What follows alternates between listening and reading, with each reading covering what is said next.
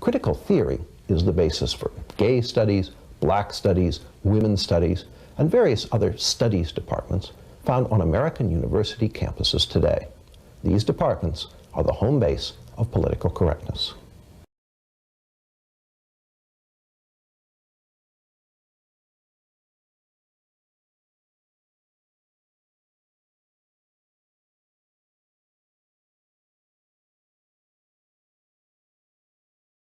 Please join me in welcoming Bill Lind.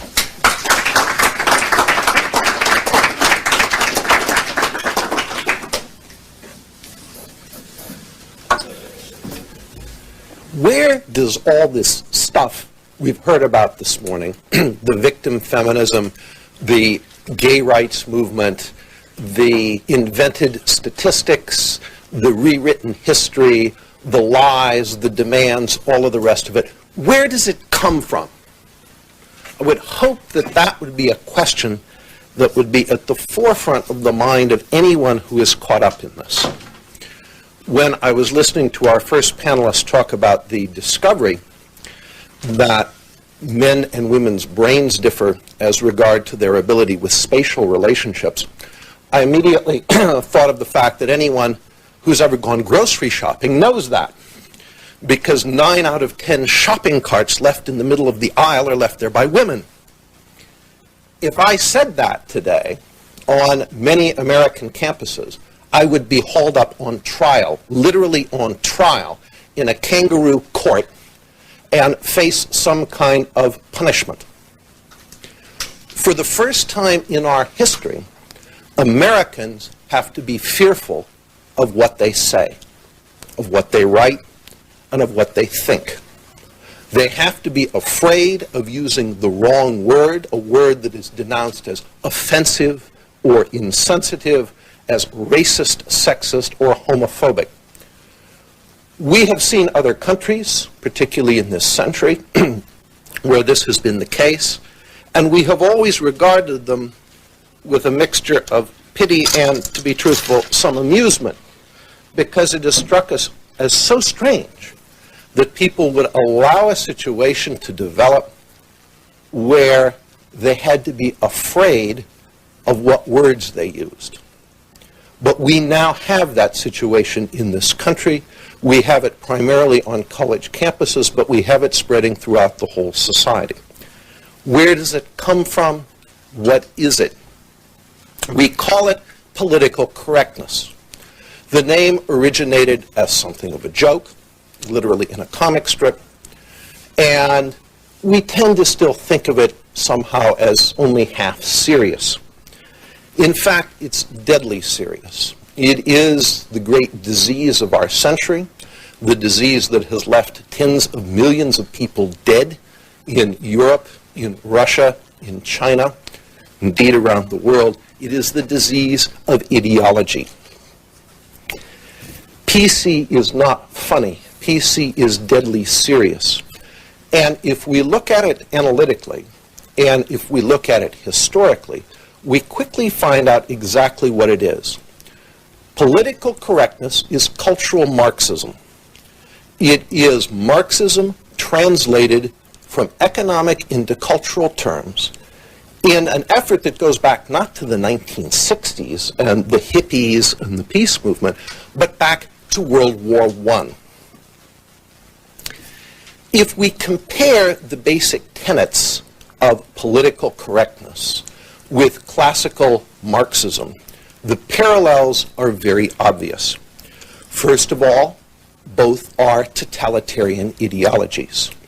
The totalitarian nature of political correctness is revealed nowhere more clearly than on college campuses, many of which have at this point become small, ivy-covered North Koreas, where the student or faculty member who dares to cross any of the lines set up by the gender feminists and the homosexual rights activists or the local black group or Hispanic group or any of the other sainted victims groups that PC revolves around, quickly finds themselves in judicial trouble.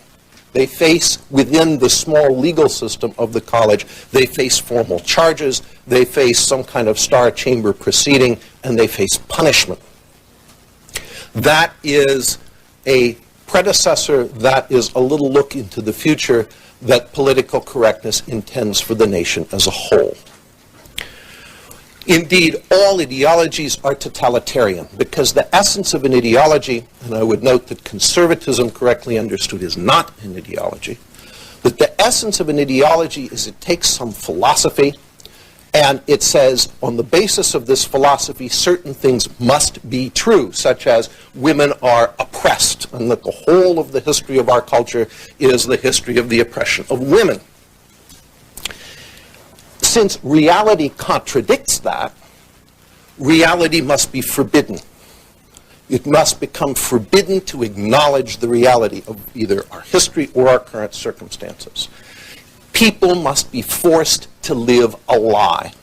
And since people are naturally reluctant to live a lie, they naturally use their eyes and ears to look out there and say, well, wait a minute, this just isn't true. I can see it isn't true. The power of the state must be put behind the demand to live a lie. And that is why an ideology invariably creates a totalitarian state. Second, the cultural Marxism of political correctness, like economic Marxism, has a single-factor explanation of history. Economic Marxism says that all of history is determined by ownership of the means of production. Cultural Marxism of political correctness says that all history is determined by power. Which groups, defined in terms of race, sex, etc., have power over which other groups. Nothing else matters. And all literature, indeed, is about that. Everything in the past is about that one thing. Third, just as in classical economic Marxism, certain groups, workers and peasants, are a priori good, and certain groups, the bourgeoisie, capital owners, are evil. So in the cultural Marxism of political correctness, certain groups are good. Feminist women, only feminist women. Non-feminist women are deemed, by the way, not to exist. Blacks, Hispanics, homosexuals, various other groups are determined to be victims and therefore automatically good, regardless of what any of them do. And similarly, white males are determined automatically to be evil. They are the equivalent of the bourgeoisie in economic Marxism. Both economic and cultural Marxism rely on expropriation. When the classical Marxists, the communists, took over a country like Russia, they expropriated the bourgeoisie. They took away their property. Similarly, when the cultural Marxists take over a university campus or something else, including a society as a whole, they expropriate through things like quotas for admissions. When a white student with superior qualifications is denied admittance to a college in favor of a black or Hispanic who is not as well qualified, the white student is expropriated. And indeed, affirmative action in our whole society today is a system of expropriation. White companies, white-owned companies don't get a contract because the contract is reserved for a company owned by, say, Hispanics or women. So expropriation is a principal tool of both forms of Marxism. And finally, both have a method of analysis that automatically gives the answer they want. For the classical Marxist, it's Marxist economics. For the cultural Marxists, it is deconstruction. Deconstruction essentially takes any text, removes all the meaning from it, and then reinserts whatever meaning they desire. So that we find, for example, that all of Shakespeare is about the suppression of women, or the Bible is really about race and gender. All of these texts simply become grist for the mill that prove, quote unquote, that all of history, again, is about which groups have power over which other groups. So the parallels are very evident between the classical Marxism that we're familiar with in the old Soviet Union and the cultural Marxism that we see today as political correctness. But the parallels are not accidental. The parallels did not come from nothing. The fact of the matter is that political correctness has a history, a much longer history than anyone, that very many people are aware of outside a small group of academics who have studied this. And the history goes back, as I said, to World War I, as do so many of the pathologies that are today bringing our society and indeed our culture down.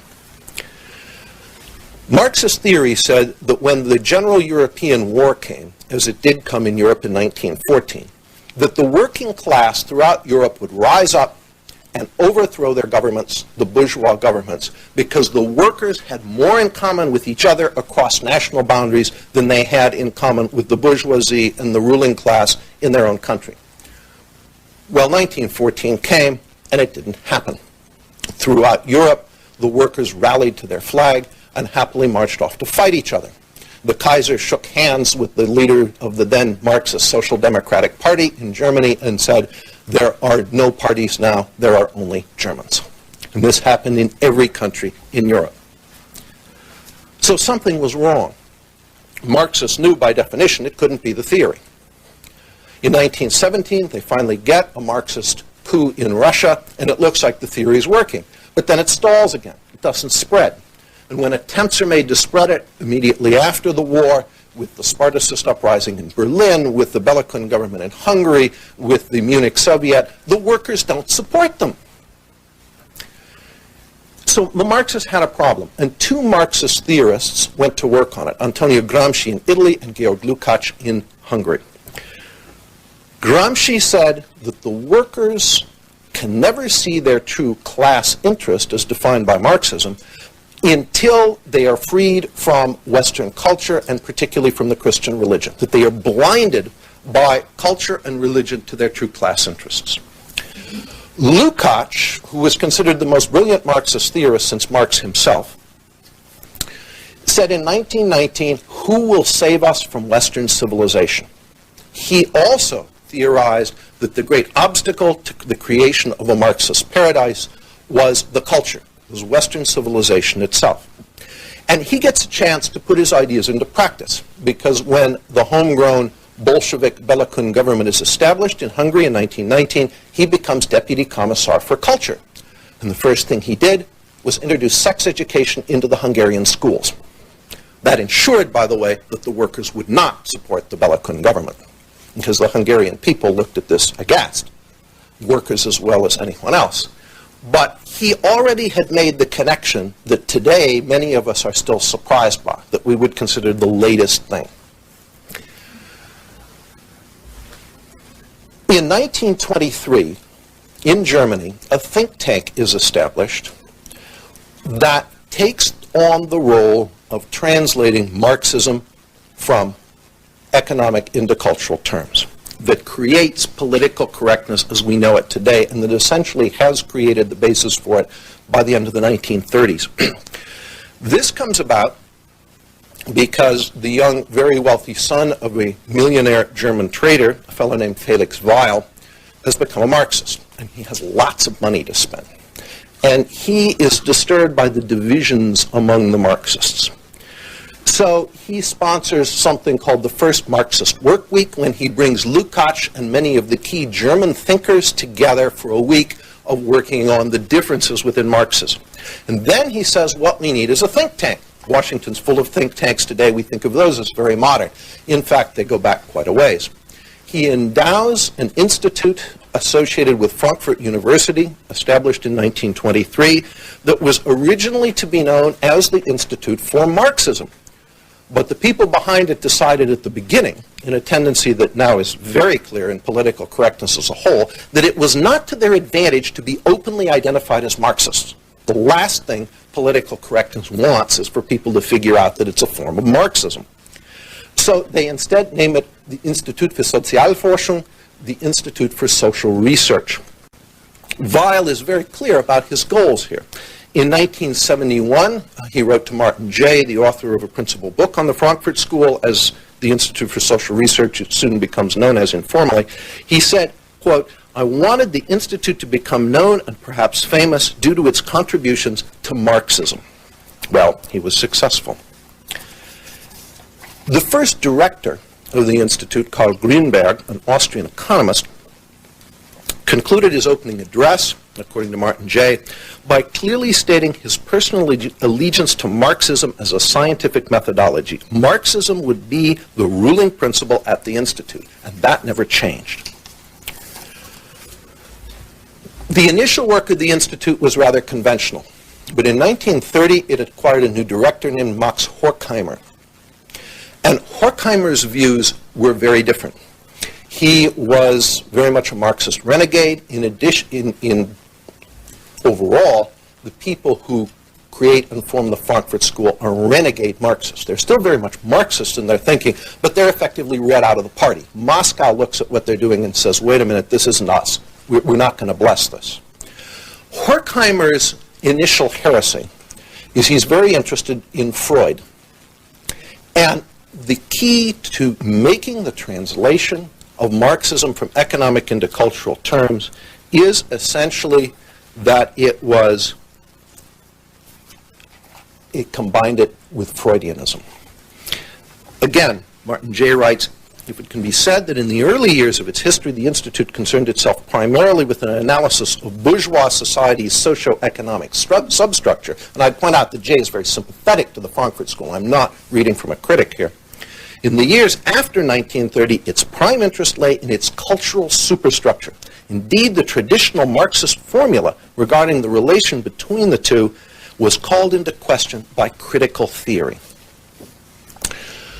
The stuff we've been hearing about this morning, the radical feminism, the women's studies departments we see in universities, the gay study departments, the black studies departments, all of these things are branches of critical theory.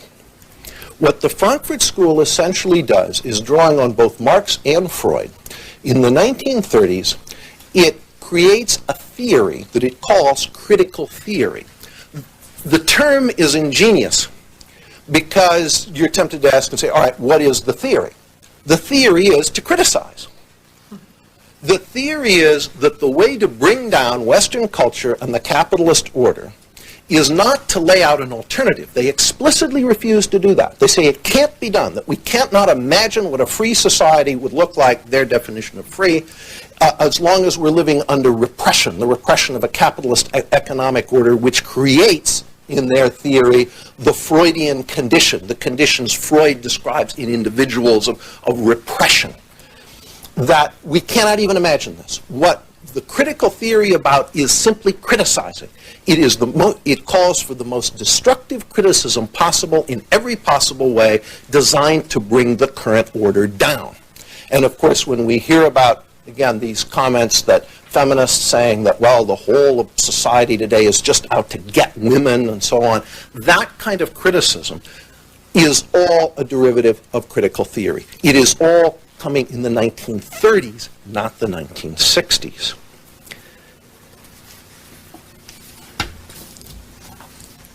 Other key members who join up around this time include Theodor Adorno, and most importantly, Erich Fromm and Herbert Marcuse. Fromm and Marcuse introduce an element which is now central to political correctness, and that's the sexual element. And particularly Marcuse, who in his own writings calls for a society of polymorphous perversity. That's his definition of the future they want to create. Marcuse, in particular, by the 30s, is writing some very extreme stuff on the need for sexual liberation. But this runs through the whole institute. So do most of the themes that we now see in political correctness. Again, as early as the 30s. In Erich Fromm's view, masculinity and femininity were not reflections of essential sexual differences, as the Romantics had thought. They were derived instead from differences in life functions, which were in part socially determined. Sex is a construct. Sexual differences are a construct. The emphasis we now see on environmentalism. Materialism, as far back as Hobbes, had led to a manipulative, dominating attitude towards nature. That was Horkheimer, writing in 1933 in Materialismus und Moral. The theme of man's domination of nature, according to Jay, was to become a central concern of the Frankfurt School in subsequent years.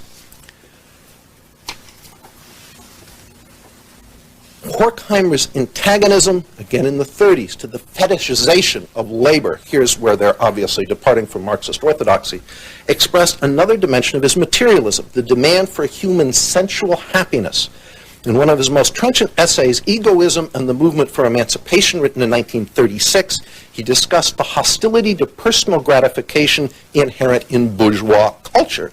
And he specifically referred to the Marquis de Sade favorably for his protest against asceticism in the name of a higher morality. How does all of this stuff come here? How does it flood into our universities? And indeed, into our lives today. The members of the Frankfurt School are Marxist. They're also, to a man, Jewish. In 1933, the Nazis come to power in Germany, and not surprisingly, they immediately shut down the Institute for Social Research. And its members flee. They flee to New York City, and the Institute is reestablished there in 1933 with help from Columbia University.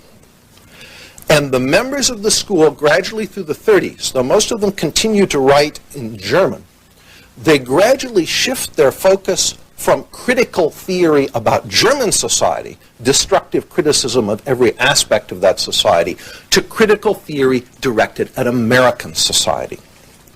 There is another very important translation when the war comes. Some of them go to work for the government, including Herbert Marcuse, who becomes a key figure in the OSS, the predecessor to the CIA, and some, including Horkheimer and Adorno, move to Hollywood.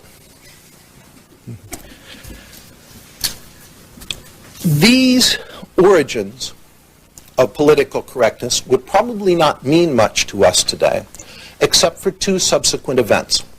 The first was the student rebellion here in the mid-1960s, which was driven largely by resistance to the draft and to the Vietnam War. But the student rebels needed theory of some sort. They couldn't just get out there and say, hell no, we don't want to go. They had to have some theoretical explanation behind it. Very few of them were interested in wading through Das Kapital. Classical economic Marxism is not light, and most of the radicals of the 60s were not deep. Fortunately for them, and unfortunately for our country today, and not just in the universities, Herbert Marcuse remained in America when the Frankfurt School, after the war, relocates back to Frankfurt. And whereas Mr. Adorno and Horkheimer in Germany are appalled by the student rebellion when it breaks out there, when the student rebels come into Adorno's classroom, he calls the police and has them arrested. Herbert Marcuse, who remained here, saw the 60s student rebellion as the great chance. The opportunity to take the work of the Frankfurt School and make it the theory of a new left in the United States. And one of his books was the key book in this. It became virtually the Bible of the SDS and the student rebels of the 60s, and that book was Eros and Civilization. The essence of it is that Marcuse argues that under a capitalist order, he downplays the Marxism very, very strongly here. The book is subtitled A Philosophical Inquiry into Freud. But the framework is Marxist. He essentially argues that in a capitalist order, again, repression is the essence of that order, and that gives us the person Freud describes, the person with all the hang-ups, the neuroses, because his sexual instincts are repressed. That we can envision a future, if we can only destroy this existing oppressive order, in which we liberate eros, in which we liberate the libido, in which we have a world, again, his own phrase, of polymorphous perversity, in which you can do your own thing. And by the way, in that world, there will no longer be any work, there'll only be play. What a wonderful message for the radicals of the mid-60s. They're students. They're baby boomers. They've grown up never having to worry about anything except eventually having to get a job.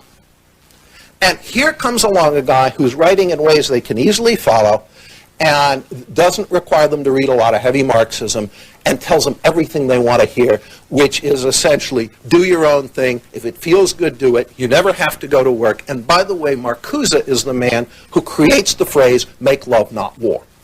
He also explicitly states, coming back to the situation people now face on campus, that he defines liberating tolerance as intolerance from any movement coming from the right and tolerance for any movement coming from the left. Marcuse, as I said, joins the Frankfurt School when? In 1932, if I remember right. So all of this goes back to the 1930s. In conclusion, America today is in the throes of the greatest and direst transformation in its history. We are becoming an ideological state, a state with an official state ideology enforced by the power of the state. In hate crimes, we now have people serving jail sentences for political thoughts. And the Congress is now moving to expand that category ever further. Affirmative action is part of it. The terror against anyone who dissents from political correctness on campus is part of it. It's exactly what we've seen happen in Russia, in Germany, in Italy, in China, and it's now coming here, and we don't recognize it because we just call it political correctness and laugh it off. My message this morning is it's not funny. It's here, it is growing apace, and it is eventually going to destroy, as it seeks to destroy, everything that we have ever defined as our freedom and our culture. Thank you.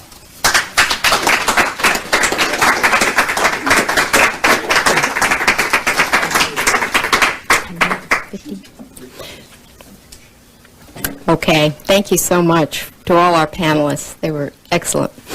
We have 10 or 15 minutes for questions, so if you would raise your hand, I'd love to have you ask our panelists anything you'd like.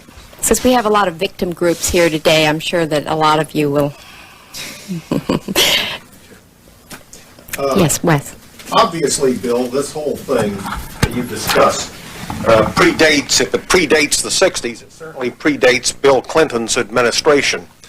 But when you stop to think about it, does this not dovetail, this whole cultural Marxism and political correctness and controlling of thought and controlling of speech, dovetail into such things as the FBI files, the IRS audits, truth is whatever you want it to be, harassing ordinary citizens who heckle the president, and that sort of thing. And isn't this combination such that it might be perfect, right for the timing of forming some kind of grassroots movement against this kind of blatant oppression? Well, let me say, first of all, the Clinton administration, Clinton is the first baby boomer president. So it's not surprising that this administration would be steeped in PC. But I would note that this has now spread so far through the establishment. Virtually, it's now a rule. If you're going to be a member of the establishment, you must be politically correct. The last Republican convention that nominated Bob Dole was choreographed for political correctness. And those who didn't share that view were explicitly invited to leave, which they did in the voting booth as well. There's no question that the grassroots is sick of this stuff. Americans don't want to have to be afraid of what they think, of what they say, of what they write, of saying the wrong thing and being in trouble with some kind of legal or quasi-legal authority for doing it. I think the potential is there for a grassroots resistance movement. I think the most important thing to do is break the Frankfurt School's own silence. Again, it was very, very careful to disguise its origins, initially in Germany, but then much more so when it came here, and to disguise its Marxism. And if the average American realizes that this stuff is Marxism, that it's a heretical school of it, but it is totally Marxist in its origins, then the light bulb will go on, and he'll realize what he's dealing with. One of the major developments that resulted from the Frankfurt School was the insidious but very effective political correctness movement. And it's effective because it shuts down debate on the issues that they disagree with. You just label it politically incorrect. They label people racist, fanatics, right-wing extremists. You don't have to get to the issues like moral degeneracy, which they promote. Well, you shut people down. You're bigots and you're too straight-laced. Absurd concepts like diversity is our strength and multiculturalism is promoted. Anybody that takes exception to that, or to immigration policies, whatever the left's agenda is, that becomes the politically correct.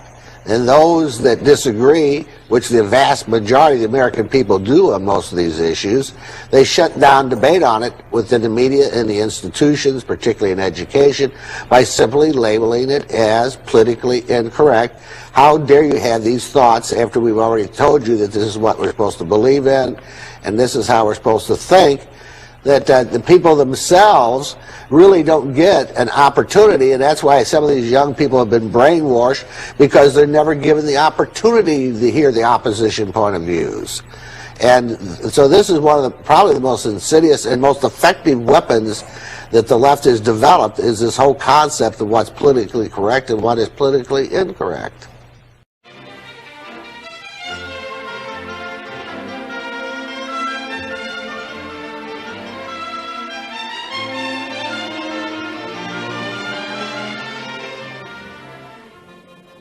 The economic convulsions that racked Western societies between the two world wars were seen at the time by most Marxists as being the breakdown of the capitalist system which Marxist theory had always predicted.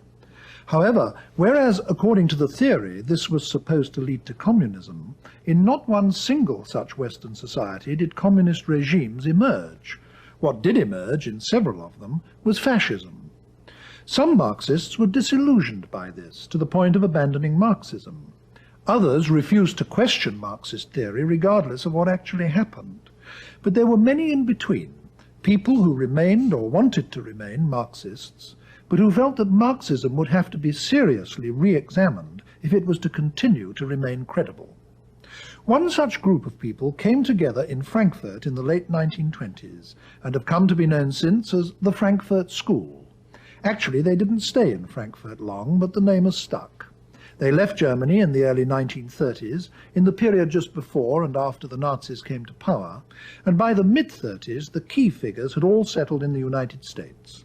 These, to mention three, were Adorno, a man who seemed equally at home in philosophy, sociology and music; Horkheimer, a philosopher come sociologist, less brilliant than Adorno but perhaps more solid; and the one who has turned out in the end to be the most famous and influential of them all, the political theorist Herbert Marcuse. Their influence grew slowly, but grew nevertheless over a long period and reached a spectacular peak in the 1960s. Many things contributed to this. One was the powerful revisionist movement among Marxist and communist countries throughout Eastern Europe, culminating in the Prague Spring of 1968. This put the Frankfurt School in line for the first time with real-life developments inside the communist world. Another, obviously related, was the tremendous revival of interest in Marxism among people in the West, especially educated young people. This also culminated in 1968, the year which saw the high point of student violence all over Europe and the United States, and looked for a moment in Paris as if it might even come close to genuine revolution. The would-be revolutionaries of that day proclaimed one man more than others as their political mentor, and that was Marcuse. They painted the walls with phrases from his books in order to make it known to the world that they were going to turn his ideas into reality. And although the revolution didn't materialize, during the decades since then, the ideas of Marcuse and the Frankfurt School have come to dominate some of the social science departments in various countries in Europe, and through them to have a continued and very important influence on the young. Professor Marcuse, why should it have been to your writings that the revolutionary student movements of the 1960s and early 70s turned? Well, I was not the mentor of the student activists of the 60s and early 70s. What I did is formulate and articulate some ideas and some goals that were in the air at that time. That is about it. The student generation that became active in these years did not need a father figure or a grandfather figure in order to lead them to protest against a society which revealed daily its inequality, injustice, cruelty, and its general destructiveness. They could experience that. They saw it before their own eyes. As features of the society, I only mention the heritage of fascism. Fascism was militarily defeated. The potential for a repetition was still there. I would like to mention racism, sexism, the general insecurity, the pollution of the environment, the degradation of education, the degradation of work, and so on and so on. In other words, what exploded in the 60s and early 70s was a blatant contrast between the tremendous available social wealth and its miserable, destructive, and wasteful use. And I think one might add, I mean, whether one agrees with your view on any or all of these matters or not, that the prevailing orthodoxies in philosophy in the colleges and universities throughout the West at this time simply didn't deal with these questions at all, did they? Certainly analytic philosophy didn't, positivism didn't, and so on. They did not. And we in Frankfurt and later in the United States could not conceive of any authentic philosophy which did not in one way or the other reflect the human condition in its concrete situation, the social and political situation, and so on and so on. For us, philosophy has always been, to a great extent, social and political philosophy ever since Plato. Yeah. Of course, philosophy has been of enormous importance to you throughout your life. In fact, you've Yes. spent your life as a university teacher, lecturer, academic, writer of books, and so on. Mm-hmm. But one of the conspicuous features of the New Left movement that you have helped to further is its anti-intellectualism. Now, from the way you've lived your life, one wouldn't expect you actually to approve of that. On the contrary, I combated this anti-intellectualism from the beginning.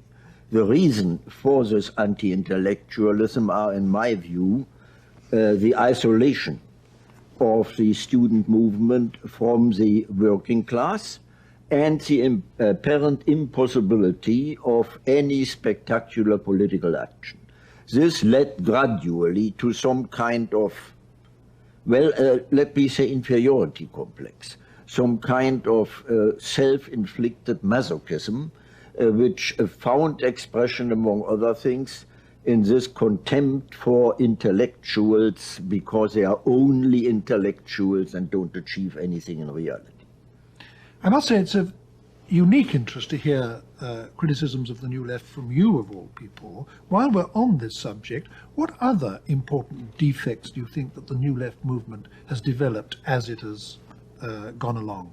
Well, I would mention perhaps as a main defect the unrealistic language and in many cases the totally unrealistic strategy among the New Left, by no means general, but very definitely among the New Left.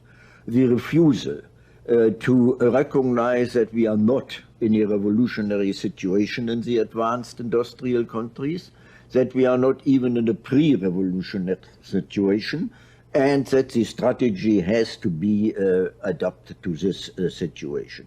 Secondly, among the New Left, again, that does by no means refer to all of the groups, among the New Left, the refusal to re-examine and to develop Marxian categories, to make a fetish out of Marxist theory, to treat the Marxian concepts as reified, objectified categories in order instead of becoming conscious finally of the fact that these are historical and dialectical concepts which cannot simply be transmitted, which have to be re-examined in accordance with the changes in the society itself. I must say it's enormously refreshing to hear these words from your lips. I mean, it shows that you are still thinking afresh when people who regard themselves as followers of yours and are young enough to be your grandchildren have stopped thinking in some cases. But now you've brought us to what was really the the guts of the Frankfurt School itself as it started, when you started talking about the re-examination of Marxist concepts.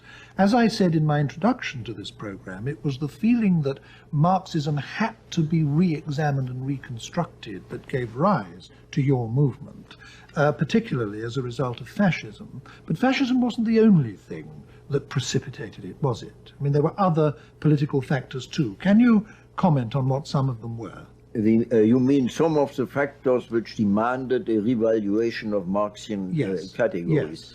Yes. To me, one of the most important ones concerns the concept of socialism itself.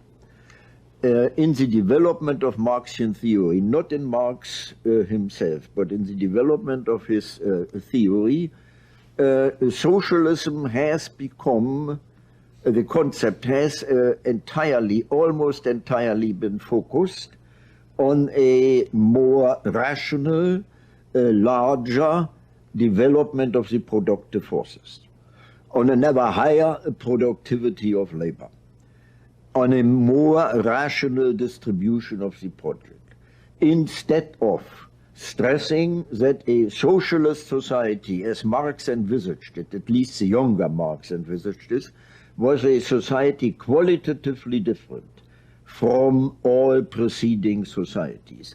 Now, in what way qualitatively different?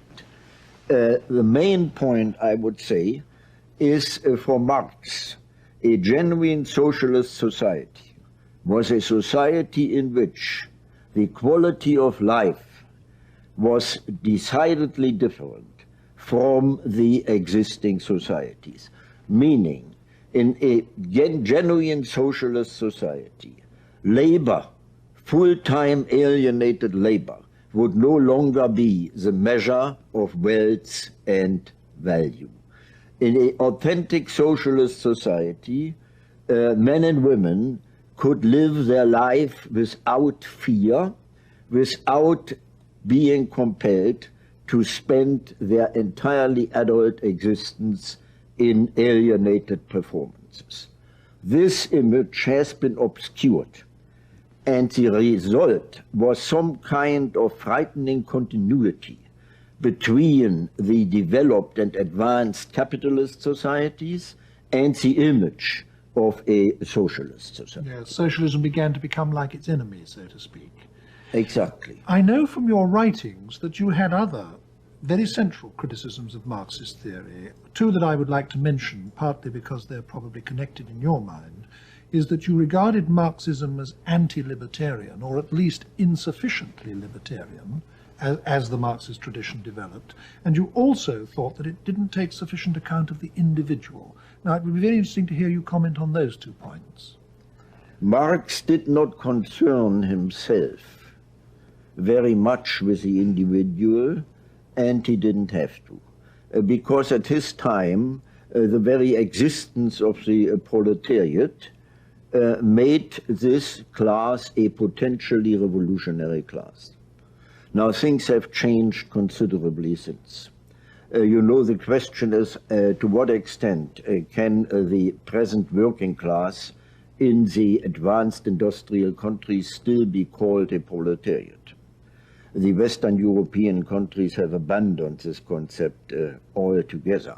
Now, what has taken place is a large-scale integration of perhaps the majority of the population into the existing capitalist system. The organized working class, at least, no longer has nothing to lose but its chains, but a lot more. And this, in turn, took place not only on a material but also on a psychological basis. The consciousness of the dependent population changed. It was one of the most striking phenomena to see to what extent the ruling power structure could manipulate, manage, and control not only the consciousness, but also the subconscious and unconscious of the individuals. Therefore, my friend said the Frankfurt School considered psychology one of the main branches of knowledge that had to be integrated with Marxian theory. By no means replacing Marxian theory, but taking it into Marxian theory. You yourself have done a lot in your writings to try to marry Freudianism and Marxism, and I think that some people would say that this simply can't be done because the two patterns of explanation are incompatible with each other. I mean, to put it extremely briefly, Marxist theory locates the ultimate level of explanation of human affairs in technique. The theory, put very simply, is that the level of development of the means of production in a society at any given time determine the formation of classes in that society, and that in turn determines the relationships of individuals to each other, and on that basis grow up what Marxists call the superstructure of ideologies, religions, philosophy, art, and so on. Now, according to Freud, something entirely different is the ultimate explanation of human behavior. The ultimate explanation, according to him, lies in the repressed contents of the unconscious, our unconscious wishes, fantasies, fears, feelings, and so on, which are repressed as a result of distortions in our earliest relationships, above all with our parents. And he explains not only social behavior, but also ideologies, art, religion, and so on, in terms of the externalization of the repressed contents of the psyche. Now, these are two entirely different kinds of explanation of the same set of phenomena. How can you possibly marry the two into a single theory? I think they can easily be married, and it may well be a very happy marriage. I think there are two extremely different interpretations of two different levels of the same whole, the same totality. The primary drives, the unconscious primary drives, which Freud stipulated, namely erotic energy and destructive energy, eros and thanatos, develop within a specific given social framework, which in one way or the other regulates the manifestation of these primary drives. Now, the social impact goes even further than that. According to Freud, the more intense the repression in a society, the more what happened is a mobilization of surplus aggressiveness against this repression. Now, since, again according to Freud, repression is bound to increase with the progress of civilization, at the same time and parallel to it, aggressive energy, surplus aggressiveness, is going to be mobilized and is going to be released. In other words, with the progress of civilization, we will have a progress in destructiveness. And it seems to me no hypothesis can better explain what happens today than that one. I think the following thought will occur to some people listening to our discussion up to this point. You have catalogued a very formidable list of defects in Marxist theory and prediction. The failure to predict the future success of capitalism, the anti-libertarian element in Marxism, the absence of any theory or attitude to the individual. You've also talked about other entirely new theories like Freudianism, which came on the scene after Marx and therefore couldn't have been accommodated by Marx in his outlook. A lot of people will say, well, since you were so conscious of this enormous range of defects in Marxism, why did you want to remain Marxists? I mean, why try to hang on to a discredited or falsified theory? Why not try to liberate your thought categories from that altogether and actually look at reality afresh? Easy answer, because I do not believe that the theory as such has been falsified. What has happened is that some of the concepts of Marxian theory, as I said before, will have to be re-examined But this is not something from outside brought into Marxist theory. That is something Marxist theory itself, as a historical theory, demands. Now, it is relatively easy for me to enumerate, to give you a catalogue of the decisive concepts of Marx which have been corroborated in the development of capitalism. The concentration of economic power, the fusion of economic and political power, the increasing intervention of the state into the economy, the increasing difficulties in stemming the decline in the rate of profit, the need for engaging in a neo-imperialism in order to create markets and possibilities of enlarged accumulation of capital, and so on. I think this is a formidable catalogue, and it speaks a lot for Marxian theory. Well, I don't want to get into a political argument. I'd love to do that, as a matter of fact, but, well, the purpose of this program is to elicit your views on a further range of topics. But I can't let what you've said just pass like that. I mean, to take only the first two of your list, you said that there's been increasing concentration of economic power, but surely through the invention of the joint stock company, the ownership of capital has been more widely dispersed than ever before. You talk about the convergence of economic and political power. I would say yes, but what has happened in the West, at least, is that the decisive control over the economy has passed into the hands of elected politicians, who in the democracies are directly elected by the mass of the people, and they take the basic economic decisions in the society. Well, you know that with your first statement about the joint stock companies, you express one of the main concepts of Marxist revisionism, introduced first by Engels himself.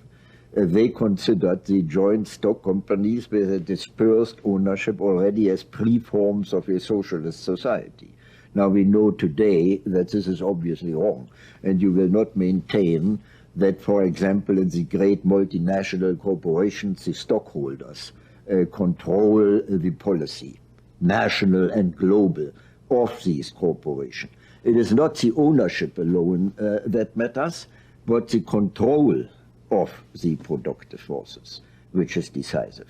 As far as the state is concerned and the role of the politicians, do you believe that the politicians make their decisions entirely by themselves as free individuals, or isn't there some kind of link between the policy makers and the great economic powers in the society?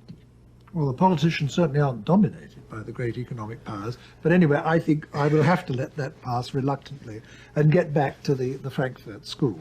We've talked in general terms about the Frankfurt School. Mm-hmm.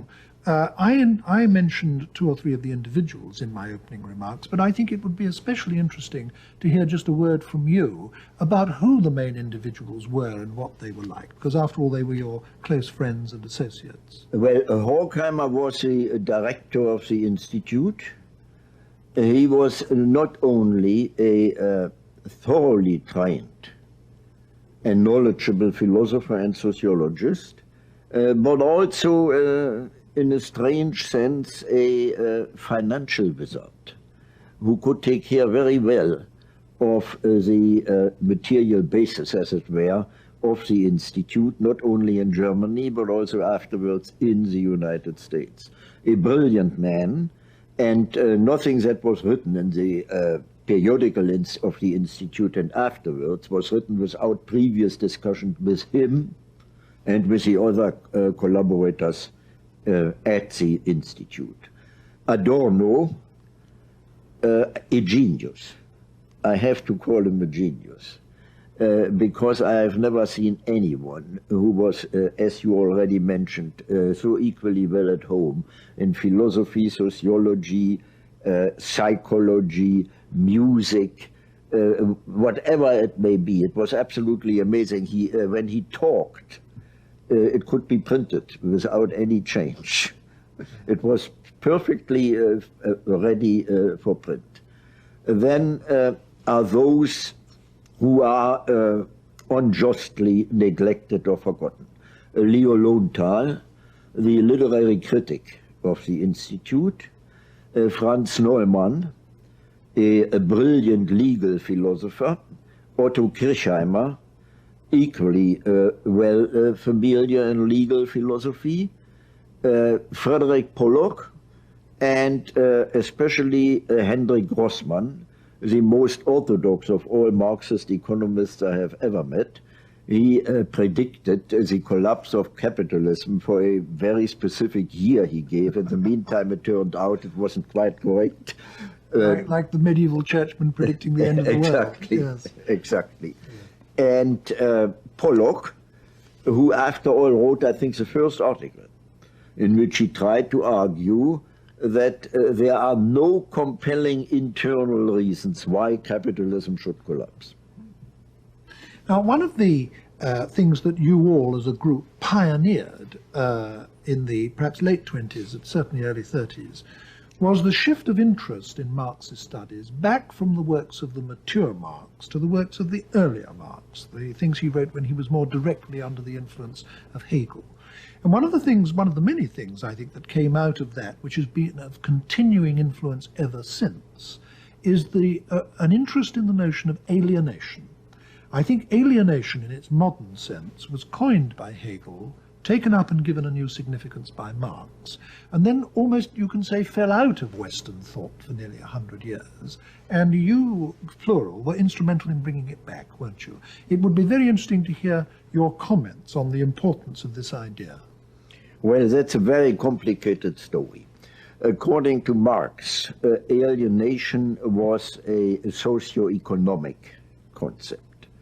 And it meant, basically, this is a very brutal abbreviation, that under capitalism, men and women could not, in their work, fulfill their own individual humane faculties and needs. That this was due to the capitalist mode of production itself, and could only be remedied by radically changing this mode of production. Now today, the concept of alienation has been expanded and extended to such an extent that this original content is almost entirely lost. An extension all too easy, which I consider not only premature, but also wrong, because, for example, not every kind of trouble or problem someone has with his girlfriend or a boyfriend is necessarily due to the capitalist mode of production. In other words, you think that the idea has been trivialized. Trivialized, and it very needs to be restored. Yes, and that it's in its original significance, it is of fundamental importance. Fundamental. Yes, yes. We've talked up to this point in our discussion in rather negative terms. We've talked about what the Frankfurt School was against. We've talked about its critique of Marxism and, at least by implication, its critique of the capitalist system. What was its positive contribution? Well, I would say, to start with the easiest one of its decisive positive contributions was a prediction of fascism long before it actually happened. Secondly, what Horkheimer himself considered as a distinguishing characteristic, the interdisciplinary approach to the great social and political problems of the time, cutting across the academic division of labor, applying sociology, psychology, philosophy to the understanding and developing of the problems of the time. And in my view, the most interesting contribution, the attempt to answer the question, what actually has gone wrong in Western civilization, that at the very height of technical progress, we see at the same time the opposite as far as human progress is concerned. Dehumanization, brutalization, the torture again as normal means of interrogation, the wasteful development of nuclear energy, destructiveness everywhere, and so on. How has this happened? And he, especially Horkheimer, but also the others, went back into not only a social but also intellectual history, and tried to define the interplay between progressive and repressive categories throughout the intellectual history of the West, especially in the Enlightenment, for example, which is usually considered as one of the most progressive phases in history. And the Frankfurt School pointed out to what extent this apparently perfectly clear progressiveness, this liberating tendency, was at the same time tied up with regressive and repressive tendencies. This picture that you paint of a group of Marxists almost obsessed with the question, what has gone wrong, suggests to me a politics of disillusionment. I mean, there seems to be an aura about it of disappointed hopes, disappointment with a Marxist theory, disappointment perhaps even with the working class itself for failing to be an effective instrument of revolution. Was there something disappointed or disillusioned or pessimistic at the center of your approach in those days? Well, if disappointment means, as you formulated, disappointment with the working class, I would decidedly reject it. None of us has a right to blame the working class for what it is doing or what it is not doing. So this kind of disappointment, certainly not. There was indeed another disappointment, and that seems to me a very objective attitude. I mentioned it before, namely that the incredible social wealth that had been assembled in Western civilization, and mainly as the achievement of capitalism, was increasingly used for destroying rather than constructing a more decent and humane society. If you call that disappointment, yes, but I think it's a very justified and objective disappointment. And you saw your central task as being an investigation of the reasons as to why that was exactly. So. How had it come about? So the essential enterprise of the Frankfurt School was a critical one. Definitely. Yes. Therefore, the term critical theory today, yes, for the writings of the Frankfurt, yes, School. One thing that the members of the Frankfurt School exhibited very considerable concern with from the beginning was aesthetics. And this, I think, differentiates it from most other philosophies, certainly from most other political philosophies. And you yourself have written a lot in recent years about aesthetic matters. Why did you and your colleagues always regard aesthetics as so important? Well, I believe, and it was Adorno who is to whom I'm closest in this respect, I believe that in art, literature, and music, insights and truth are expressed which cannot be communicated in ordinary language, let's say in prose for brevity's sake, and that with these truths, images, the image of an entirely new dimension is opened, which is either repressed or tabooed in reality. Namely, the image of a human existence and of nature no longer confined within the norms of a repressive reality principle, but really striving for their fulfillment and gratification, even at the price of death and catastrophe. I try to illustrate it by saying that let me use a terrible word, the message of art and literature is that actually the world should be experienced so as the lovers of all times experienced it, as King Lear experienced it, as Antony and Cleopatra experienced it. In other words, a rupture with the established reality principle at the same time the invocation of the images of liberation. In other words, what you're saying now ties up with what you were saying very near the beginning of our discussion about your insistence that socialism should be concerned with a different quality of life, Exactly. and not only with material Exactly. matters.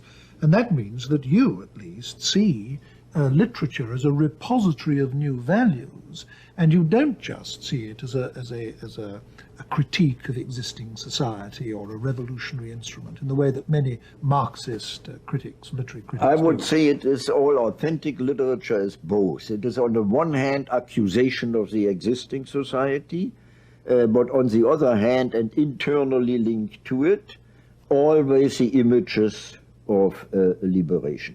I certainly do not believe that you can give any adequate explanation of a literary work simply in terms of the class struggle or whatever it may be. Well, this is a field in which thinkers in the tradition of the Frankfurt School, like yourself, are now doing fresh and original work. What other areas do you think this school of philosophy, this tradition of philosophy, is going to have to concern itself with in the immediate future?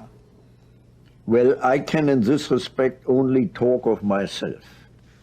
And I would say that far more attention should be paid to the women's liberation movement. I see in the women's liberation movement today a very strong radical potential. Now, I would have to give a lecture in order to explain why I do that. Unfortunately, I cannot. Let me at least try to say it in two sentences. All domination in recorded history up to date was patriarchal domination. So if we should indeed live to see not only a equality of the woman before the law or whatever it is, but the deployment of what is called the specific feminine qualities throughout the society. For example, non-violence, receptivity, tenderness. This would indeed be, or perhaps could be, the beginning of a qualitatively different society, the very antithesis to male domination with its violent and brutal character. Now, I'm myself perfectly conscious of the fact that these so-called specific feminine qualities are socially conditioned. I was going to say there are people who would regard it as sexist to say that. All right, now specifically they feminine are. I don't care. qualities. They are socially conditioned, but to a great extent they are available. They are there. So why not use them the way they are, regardless of the question as to their origin? I'd like to end our discussion, Professor Marcuse, by putting to you one or two of the main criticisms that are commonly made of your work. I've really put the chief one to you already, and that was a long way back in the discussion when I said to you, given your awareness of so many things wrong with Marxism, why do you remain a Marxist? I won't put that to you again because you've already indicated what your reply is. Because I think it's correct. Yes, but there are others too.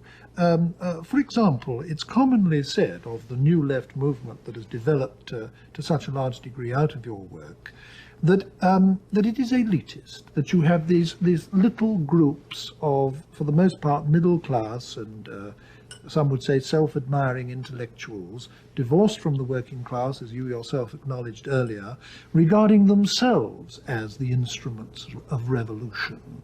And that the whole thing has become trendy, has become fashionable, and above all has become dissociated with the real working class that it was all supposed originally to be about.